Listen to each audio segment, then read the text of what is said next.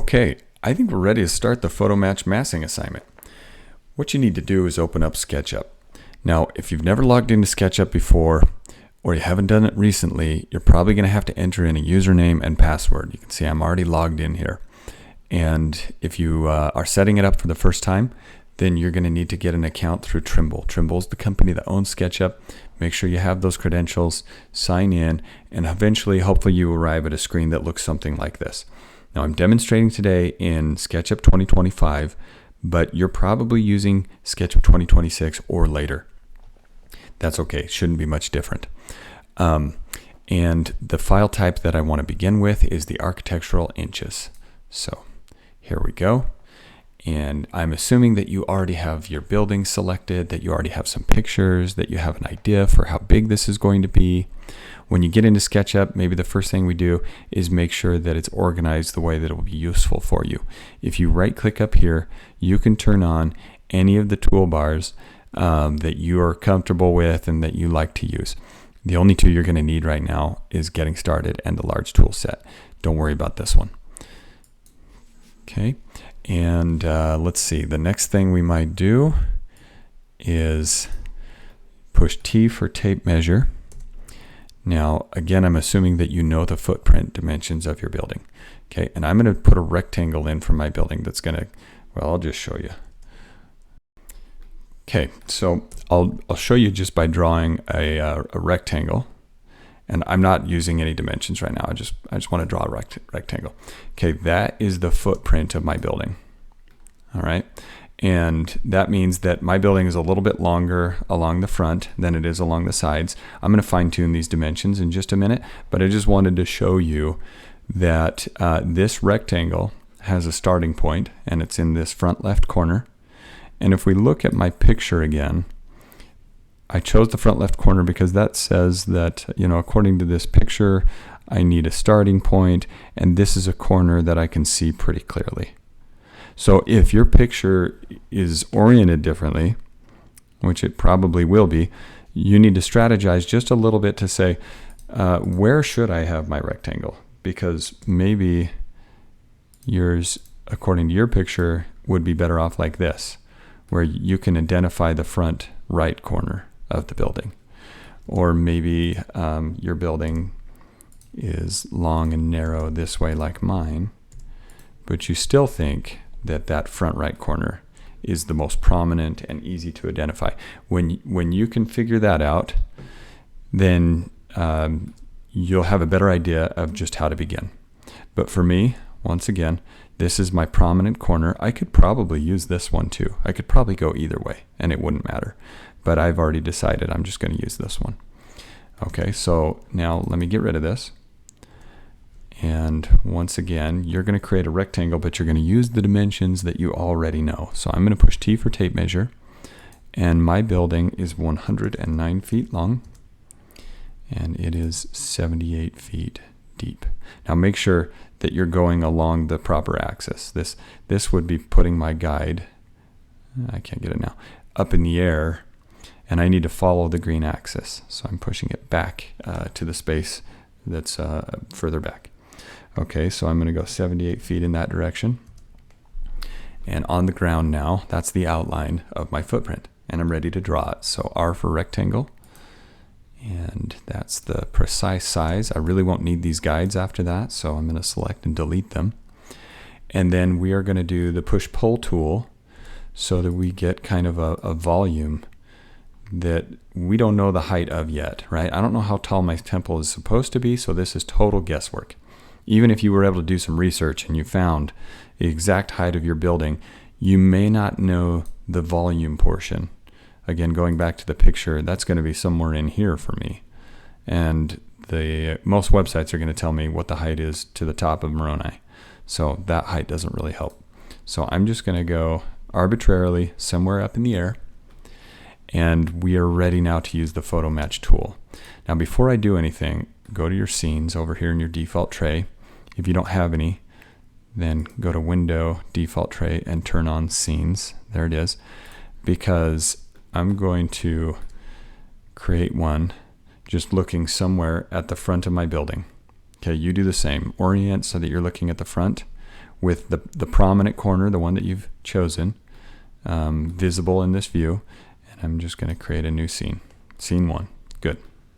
That's it. Okay, now we go to the photo match tool. And to find that, you're going to go Window, Default Tray, Photo Match. Maybe it's already turned on. If it is, where is mine? I guess mine wasn't. Yeah, it says that it is, but oh, sorry. Okay, I'm an idiot. It's right here at the top. Okay, there's my photo match tool. It was already expanded. And we're going to use this button right here to start a new photo match. And just go ahead and click plus. It will ask you to choose a picture, and you want to browse to wherever you saved your pictures. This is the one that I'm going to use. And again, it needs to be a JPEG. Go watch the previous assignments video if you don't have a JPEG. Okay, and I'll click open, and voila. The picture shows up. Some really strange stuff shows up. I can kind of see that cube that I created. I don't understand it right now. It must, yeah, I can't see like all the sides of it, but I can see at least the footprint. And this is strange, right? This is just strange. Oh, there it is. Now you can see my cube. Okay, now what's supposed to be happening is that this cube would align with the picture. And you can see that we are a fair ways off from doing anything like that at the moment. That is not the case, is it? So that's okay. We're going to fix it. And just so you know, if you accidentally escape this, or if you want to get out of this mode, you would just click here, and then you can start orbiting. And as soon as you orbit, the picture goes away. And the reason that I had you set up this scene is in case you ever intentionally want to go right back to this mode. Sometimes being in photo match, your perspective gets all skewed and messed up. So anyways, you can go back and you can be reminded, this is my prominent corner, and the guy who I didn't delete intentionally is standing to the left of my corner. Okay, so when I go here, that might help me to kind of see where am I at. Okay, he's standing to the left, that's my corner. And now we want to go back into that weird mode with all those lines. We do that by going back to photo match, and we're going to go into edit. And when we go to edit, it takes us right back to where we were.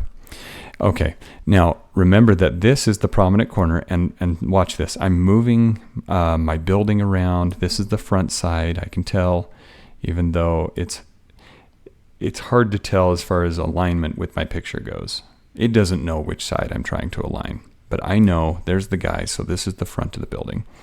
So this is what I'm trying to align. So I'm going to take this and go line it up with the corner in the image that I know was the prominent corner I began with when I drew my cube and my rectangle. Okay, so there's the alignment. It doesn't look good at all, and I know, and that's okay, but I'm going to start with that. All right. Okay, now the next thing I'm going to do is take this yellow line, hover until you see the arrows, and I'm just going to pull that down, and that you wish this would help, but it's not helping anything, is it?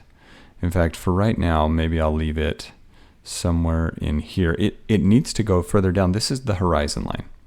So this line represents the height of the person taking the picture. And how would you know the height of the person taking the picture? Or better yet, the height of the camera? Well, you can see a surface here, so he's up above that surface. I can't see the top of this surface very well, but I can a little bit. He must be higher. I can see a little bit of this. He's higher. He's not higher, or she is not higher than this surface. So let's pull that down. This must be eye level.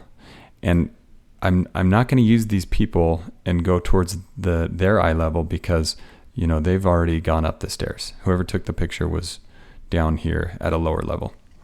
Okay, so that's good enough for now. It doesn't look good, but it's good enough to start with. Okay, and now I'm going to go back and look at my scene one more time. Let's see, I have to click out here first. Okay, now scene one. Okay, and what I want to see is the colors of my axes. And this is just a reminder to you that the red runs along the front of the building and the green runs along the sides. Okay, now let's go back to photo match. And once again, we're going to go back into edit mode. And you've got red and green. And they need to match up with the sides of the building I was just talking about. So this one, I'm looking for perspective lines. And there's a great perspective line for me right along the top of the building.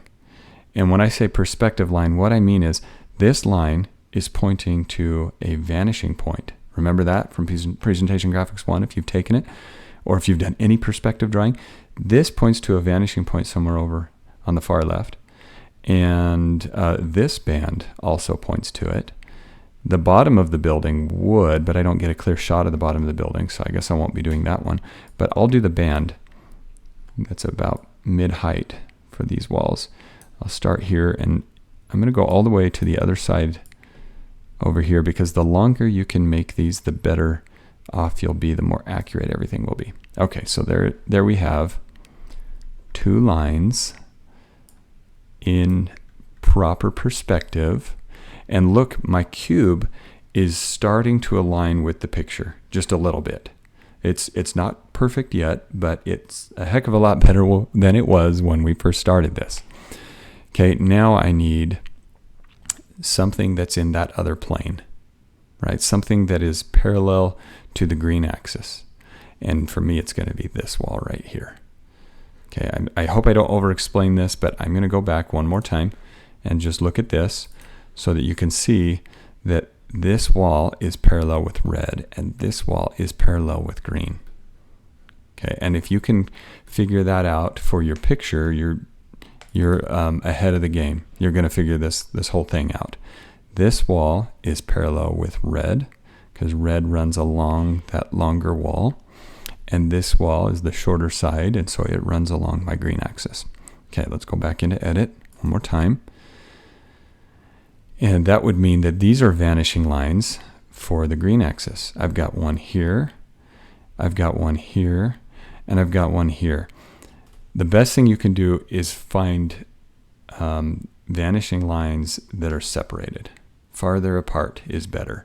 These are pretty close, but I really don't have anything else. I guess here's another one. That roof line, maybe that's a gutter. But that roof line does actually run along the same axis, and it's farther apart than these other two. So I'll just experiment and see which one I like best. Okay, here's the first grip, and the first line. Where does that end? It ends. Oop! I didn't mean to grab that. I was trying to grab this one. Okay, we're gonna pull that up.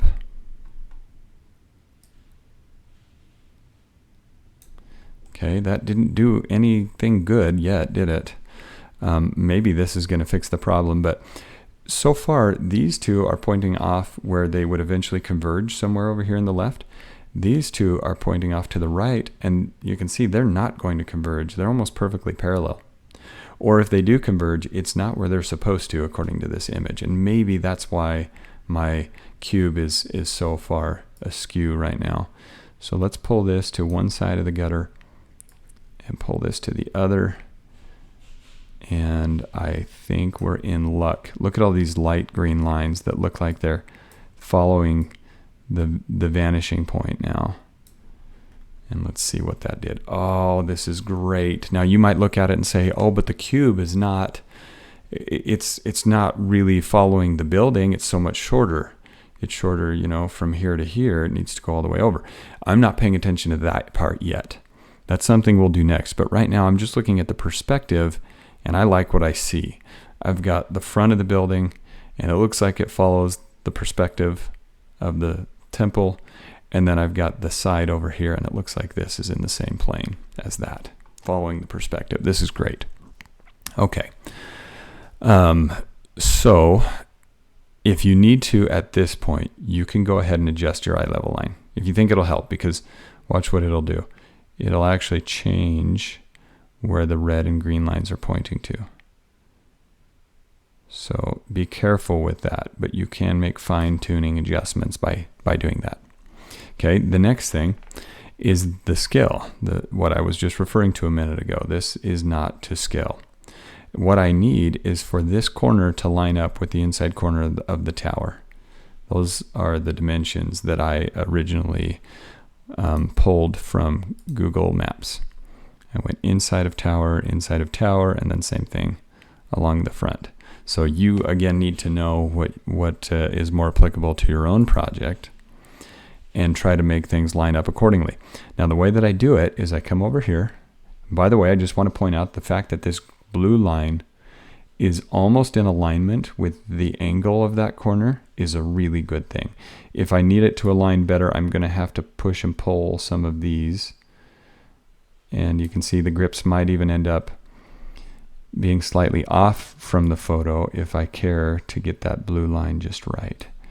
And I'm just kind of tweaking it. See that one right there? As I move that one, it's pushing that corner into alignment with the perspective of the image. Okay, anyways, back to what I was going to say. If you want the cube now to match the picture, what we're going to do is hover over the blue line until you get these arrows, click and drag up or down, whether or not, that depends on whether or not you want to increase the size of the cube or shrink it. Now don't make this mistake. Lining up the top of the building isn't what I'm trying to do, because I didn't know how tall the top of the building was supposed to be. What I want is for this corner to meet its destination, which is somewhere in here. Once I've got that, then I know how tall the building should be. Okay, I'm going to go somewhere in here. And you can see that this, on the left side, I've got that angle just right. And on the right side, it is not. It's not even close. You're going to live with those kinds of things. You're going to have to just get through it anyways. I'm going to have to live with it in this case. And it's okay, right? I'm not going to worry about it. Okay, now it just so happens that the height of my cube almost matches the height of the building. And I wasn't really trying to do that. It just happened that way. But I am going to adjust it anyways.